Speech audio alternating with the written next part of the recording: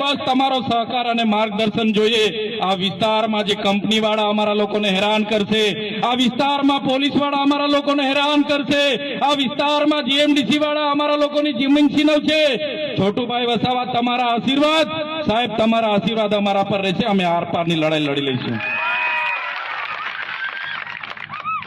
ત્યારે યુવાનો, છોટુભાઈ વસાવા એમની આખી ઉંમર આપણા માટે લડ્યા છે। હવે આપણો વારો છે। આવનારી પેઢીને શું જવાબ આપીશું?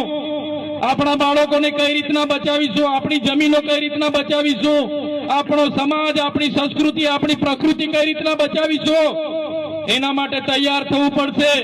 આજે એક કંપની વાળાને બહાર કાઢ્યા છે, કાલે બીજાને બહાર કાઢશે, કાલે ગોદરેજ માંથી બહાર કાઢશે, કાલે બ્રિટાનિયામાંથી બહાર કાઢશે, કાલે ડેટોક્સ માંથી બહાર કાઢશે। ત્યારે કોઈએ પણ ગભરાવાની જરૂર નથી, પણ એક થવાની જરૂર છે।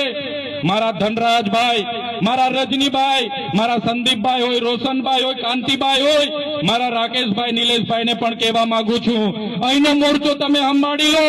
જ્યાં પણ જરૂર પડશે આખા દેશના આદિવાસીઓને આહવાન કરીશું। હવે કોઈનાથી ડરવાની જરૂર નથી। અહીંની નેતાગીરી માટે તમે તૈયાર થઈ જાઓ।